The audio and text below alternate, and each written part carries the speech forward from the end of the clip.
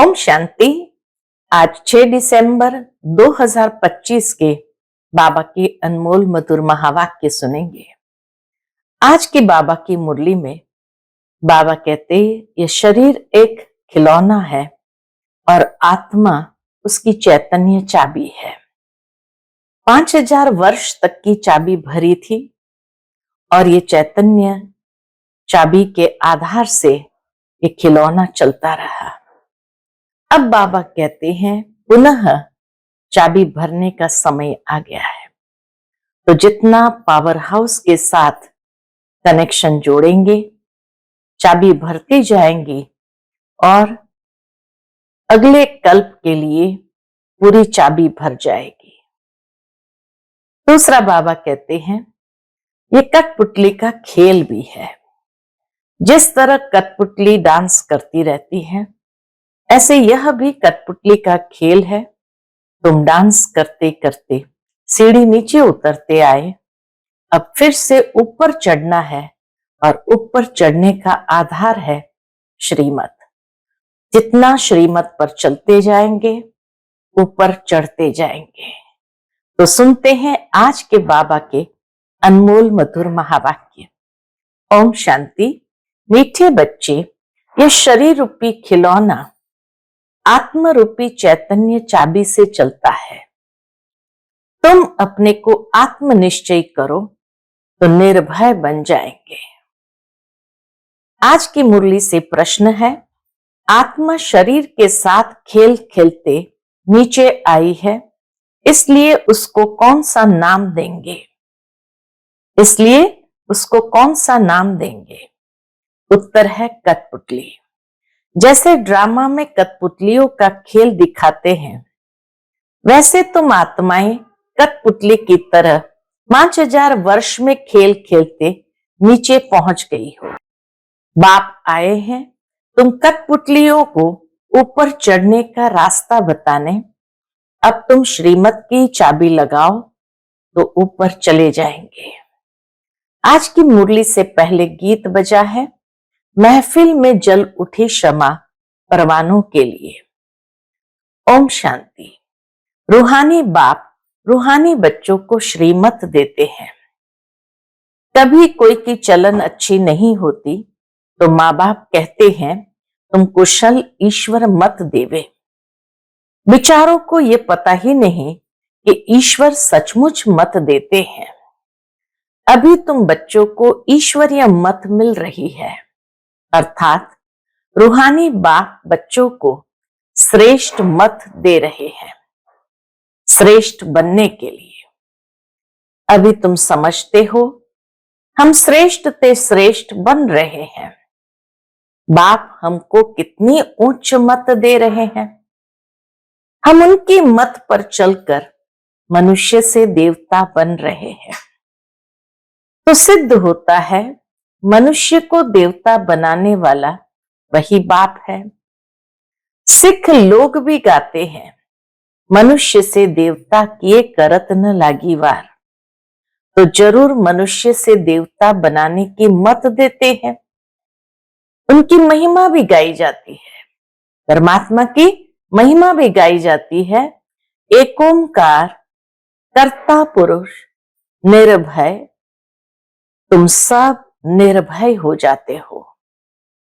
अपने को आत्मा समझते हो ना, आत्मा को कोई भय नहीं रहता है। बाप कहते हैं निर्भय बनो। भय फिर काहे का? तुमको कोई भय नहीं। तुम अपने घर बैठे भी बाप की श्रीमत लेते रहते हो। अब श्रीमत किसकी, कौन देते हैं? ये बातें गीता में तो है नहीं। अभी तुम बच्चे समझते हो। बाप कहते हैं तुम पतित बन गए हो, अब पावन बनने के लिए माम एकम याद करो। यह पुरुषोत्तम बनने का मेला संगम युग पर ही होता है। बहुत आकर श्रीमत लेते हैं। इसको कहा जाता है ईश्वर के साथ बच्चों का मेला। ईश्वर भी निराकार है, बच्चे आत्माएं भी निराकार है। हम आत्मा है, ये पक्की पक्की आदत डालनी है। जैसे खिलौने को चाबी दी जाती है तो डांस करने लग पड़ते हैं, तो आत्मा भी इस शरीर रूपी खिलौने की चाबी है। आत्मा इनमें न हो तो कुछ भी कर न सके। तुम हो चैतन्य खिलौने। खिलौनों को चाबी नहीं दी जाए तो काम का ही नहीं रहेगा, खड़ा हो जाएगा। आत्मा भी चैतन्य चाबी है और ये अविनाशी अमर चाबी है। बाप समझाते हैं, मैं देखता ही हूं आत्मा को। आत्मा सुनती है, ये पक्की आदत डालनी है। इस चाबी बिगर शरीर चल न सके। इनको भी चाबी अविनाशी मिली हुई है। 5000 वर्ष इसकी चाबी चलती है। इस चैतन्य खिलौने में जो चाबी भरी जाती वो 5000 साल चलती है। चैतन्य चाबी होने कारण चक्र फिरता ही रहता है। यह है चैतन्य खिलौने। बाप भी चैतन्य आत्मा है। जब चाबी पूरी हो जाती है तो फिर बाप नए सिर युक्ति बताते हैं कि मुझे याद करो, तो फिर चाबी लग जाएगी। अर्थात आत्मा तमो प्रधान से सतो प्रधान बन जाएंगी। जैसे मोटर से पेट्रोल खत्म होने पर फिर भरा जाता है ना, अभी तुम्हारी आत्मा समझती है हमारे में पेट्रोल कैसे भरेगा। बैटरी खाली होती है तो फिर उनमें पावर भरी जाती है ना। बैटरी खाली होती है तो लाइट खत्म हो जाती है। आत्मा की चमक, लाइट खत्म हो जाती है। अब तुम्हारी आत्मा रूपी बैटरी भरती है। जितना याद करेंगे उतना पावर भरती जाएगी। इतना 84 जन्मों का चक्कर लगाए बैटरी खाली हो गई है। सतो रजो तमो में आई है। अब फिर बाप आए हैं चाबी देने अथवा बैटरी को भरने। पावर नहीं है तो मनुष्य कैसे बन जाते हैं? तो अब याद से ही बैटरी को भरना है। इनको ह्यूमन बैटरी कहे। बाप कहते हैं मेरे साथ योग लगाओ। ये ज्ञान एक ही बाप देते हैं। सदगति दाता व एक ही बाप है। अभी तुम्हारी बैटरी सारी भरती है, जो फिर 84 जन्म पूरे पाठ बजाते हो। जैसे ड्रामा में कठपुतलियां नाचती है ना, तुम आत्माएं भी ऐसे कठपुतलियों मिसल हो। ऊपर से उतरते 5000 वर्ष में एकदम नीचे आ जाते हो, फिर बाप आकर ऊपर चढ़ाते हैं। वह तो एक खिलौना है। बाप अर्थ समझाते हैं चढ़ती कला और उतरती कला का। चढ़ती कला उतरती कला का अर्थ बाबा समझाते हैं। 5000 वर्ष की बात है। तुम समझते हो श्रीमत से हमको चाबी मिल रही है, हम फुल सतो प्रधान बन जाएंगे, फिर सारा पाठ रिपीट करेंगे। कितनी सहज बात है समझने और समझाने की। फिर भी बाप कहते हैं समझेंगे वही जिन्होंने कल्प पहले समझा होगा। तुम कितना भी माथा मारो, जास्ती समझेंगे ही नहीं। बाप समझ तो सबको एक जैसे ही देते हैं। कहां भी बैठे बाप को याद करना है। भल सामने ब्राह्मणी न हो तो भी तुम याद में बैठ सकते हो। मालूम है बाप की याद से ही हमारे विकर्म विनाश होंगे, तो उस याद में बैठ जाना है। कोई को बिठाने की दरकार नहीं है। खाते पीते स्नान आदि करते बाप को याद करो। थोड़ा टाइम दूसरा कोई सामने बैठ जाते हैं, ऐसे नहीं कि वह मदद करते हैं तुमको। नहीं, हर एक को अपने को ही मदद करनी है। बाबा को याद करते हुए हर एक को अपने को ही मदद करनी है। ईश्वर ने तो मत दी है कि ऐसे ऐसे करो तो तुम्हारी दैवी बुद्धि बन जाएंगी। ये टेम्पटेशन दी जाती है। श्रीमत तो सबको देते रहते हैं। इतना जरूर है किसकी बुद्धि ठंडी है, किसकी तेज है। पावन के साथ योग नहीं लगता तो बैटरी चार्ज नहीं होती। केवल पावन एक बाबा है, उनके साथ जब योग लगता तो बैटरी चार्ज होती है। पावन के साथ योग नहीं लगता तो बैटरी चार्ज नहीं होती है। बाप की श्रीमत नहीं मानते हैं, योग लगता ही नहीं। तुम अभी फील करते हो हमारी बैटरी भरती जाती है। तमो प्रधान से सतो प्रधान तो जरूर बनना है। इस समय तुमको परमात्मा की श्रीमत मिल रही है। यह दुनिया बिल्कुल नहीं समझती। बाप कहते हैं मेरी इस मत से तुम देवता बन जाते हो। इससे ऊंच चीज कोई होती नहीं। वहां यह ज्ञान नहीं रहता। यह अभी ड्रामा बना हुआ है।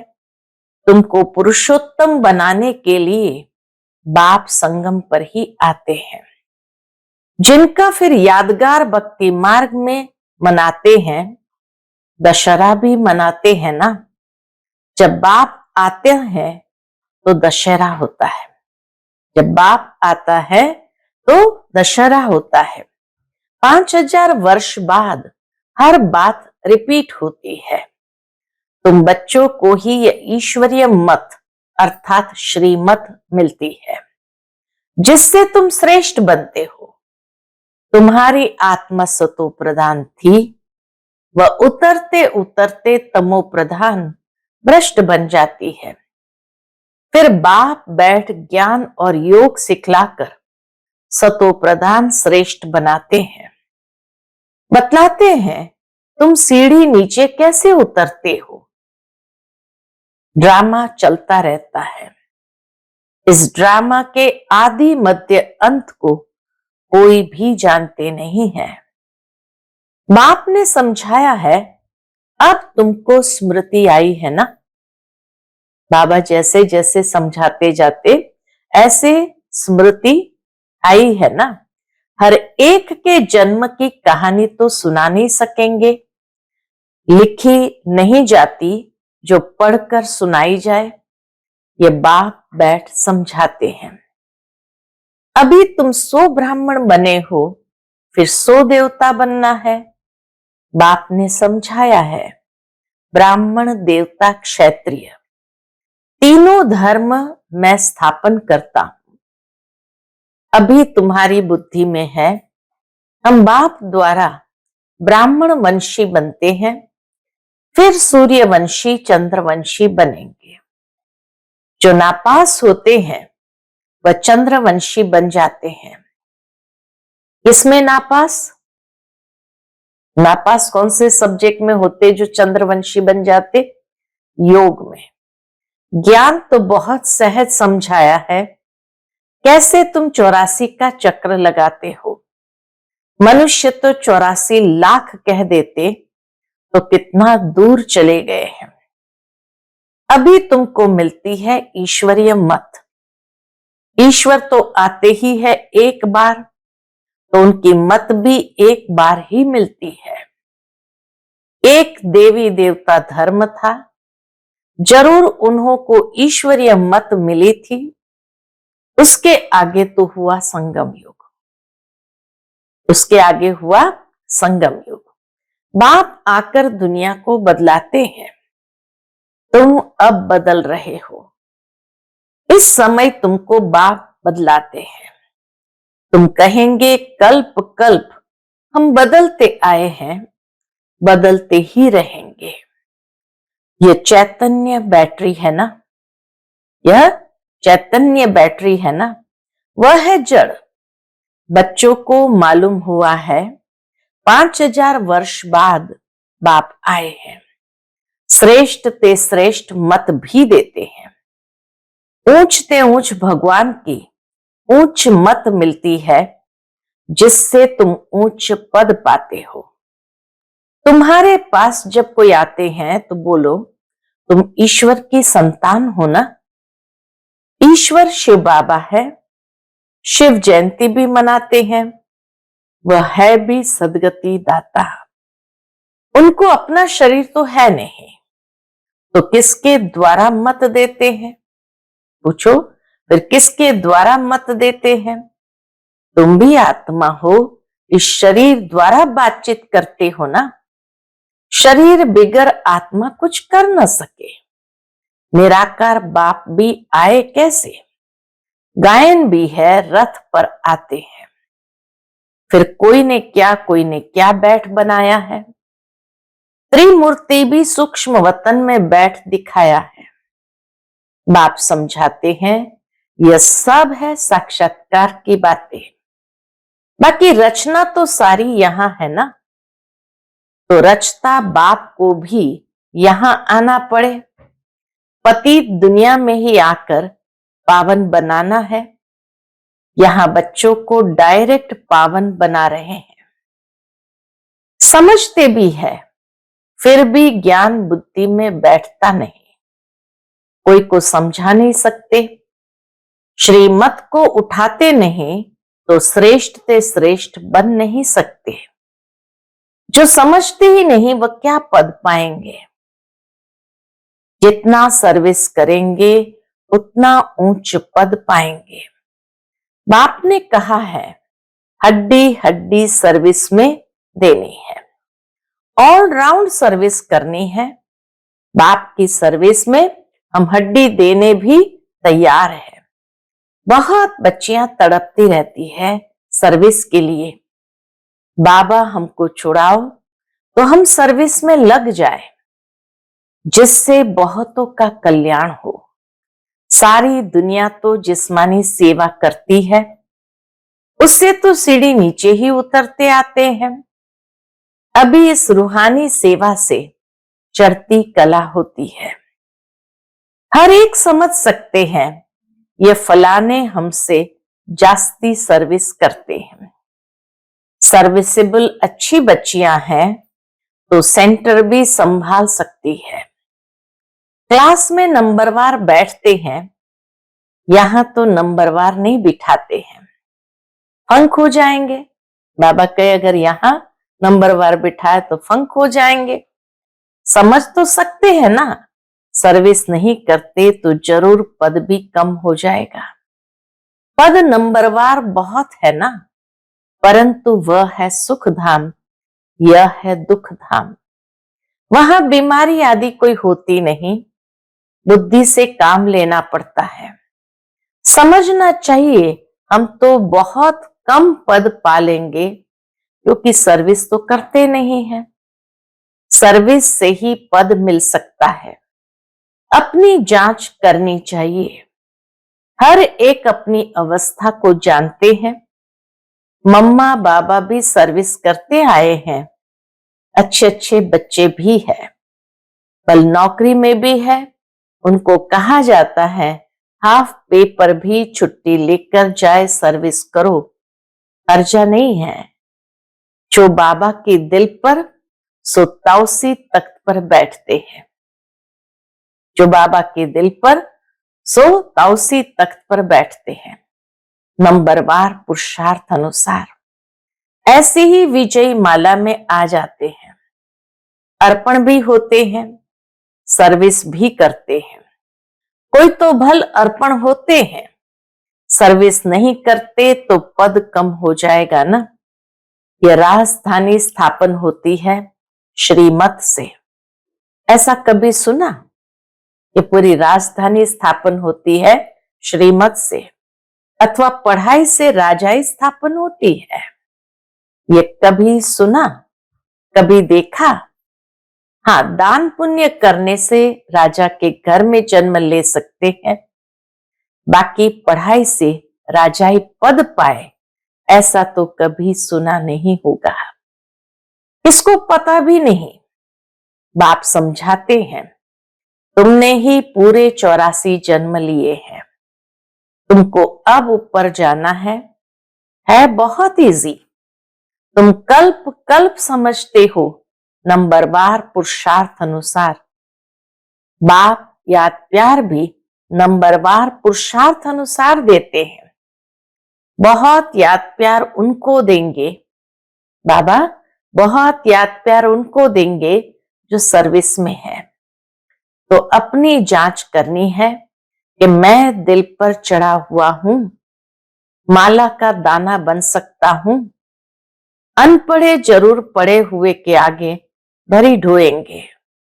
बाप तो समझाते हैं बच्चे पुरुषार्थ करें, परंतु ड्रामा में पार्ट नहीं है तो फिर कितना भी माथा मारो चढ़ते ही नहीं। कोई न कोई ग्रहाचारी लग जाती है। देह अभिमान से ही फिर और विकार आते हैं। मुख्य कड़ी बीमारी देह अभिमान की है। सतयुग में देह अभिमान का नाम ही नहीं होगा, वहां तो है ही तुम्हारी प्रारब्ध। यह यहां ही बाप समझाते हैं और कोई ऐसी श्रीमत देते नहीं। कौन सी श्रीमत? ये अपने को आत्मा समझ माम एकम याद करो। यह मुख्य बात है, लिखना चाहिए। निराकार भगवान कहते हैं मुझ एक को याद करो। अपने को आत्मा समझो, अपनी देह को भी याद नहीं करो। जैसे भक्ति में भी एक शिव के ही पूजा करते हैं, अब ज्ञान भी सिर्फ मैं ही देता हूं, बाकी सब है भक्ति। अव्यभिचारी ज्ञान एक ही शिव बाबा से तुमको मिलता है। यह ज्ञान सागर से रत्न निकलते हैं, उस सागर की बात नहीं। यह ज्ञान का सागर तुम बच्चों को ज्ञान रत्न देते हैं, जिससे तुम देवता बनते हो। शास्त्रों में तो क्या क्या लिख दिया है। सागर से देवता निकला, फिर रत्न दिया। यह ज्ञान सागर तुम बच्चों को रत्न देते हैं। तुम ज्ञान रत्न चुकते हो।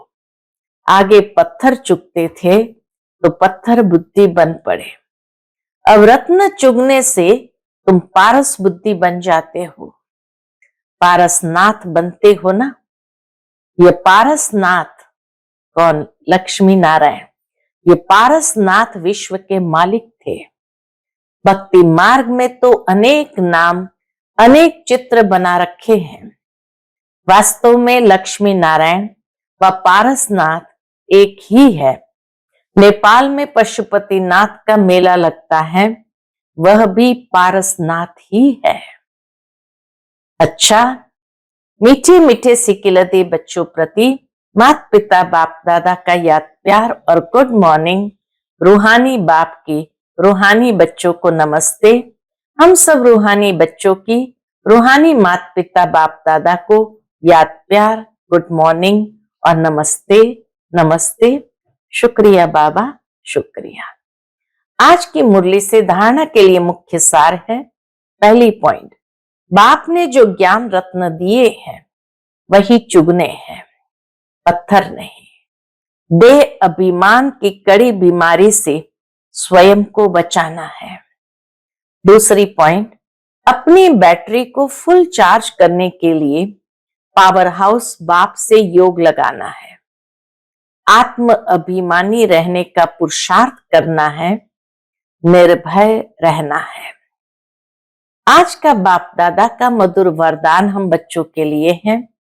दातापन की भावना द्वारा इच्छा मात्रम अविद्या की स्थिति का अनुभव करने वाले तृप्त आत्मा भव। दातापन की भावना द्वारा इच्छा मात्रम अविद्या की स्थिति का अनुभव करने वाले तृप्त आत्मा भव।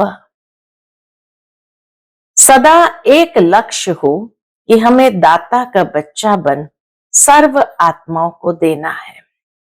दातापन की भावना रखने से संपन्न आत्मा हो जाएंगे, और जो संपन्न होंगे वह सदा तृप्त होंगे। मैं देने वाला दाता का बच्चा हूं, देना ही लेना है। यही भावना सदा निर्विघ्न इच्छा मात्रम अविद्या की स्थिति का अनुभव कराती है। सदा एक लक्ष्य की तरफ ही नजर रहे, वह लक्ष्य है बिंदु, और कोई भी बातों के विस्तार को देखते हुए नहीं देखो, सुनते हुए नहीं सुनो। आज का स्लोगन है, बुद्धि व स्थिति यदि कमजोर है तो उसका कारण है व्यर्थ संकल्प। बुद्धि व स्थिति यदि कमजोर है तो उसका कारण है व्यर्थ संकल्प। आज का व्यक्त इशारे, अब संपन्न व कर्मातीत बनने की धुन लगाओ। उसके अंतर्गत कर्मातीत बनने के लिए कर्मों के हिसाब किताब से मुक्त बनो। सेवा में भी सेवा के बंधन में बंधने वाले सेवाधारी नहीं, सेवा में भी सेवा के बंधन में बंधने वाले सेवाधारी नहीं। बंधन मुक्त बन सेवा करो, अर्थात हद की रॉयल इच्छाओं से मुक्त बनो। जैसे देह का बंधन, देह के संबंध का बंधन, ऐसे सेवा में स्वार्थ, यह भी बंधन कर्मातीत बनने में विघ्न डालता है। कर्मातीत बनना अर्थात इस रॉयल हिसाब किताब से भी मुक्त। कर्मातीत बनना अर्थात इस रॉयल हिसाब किताब से भी मुक्त। ओम शांति।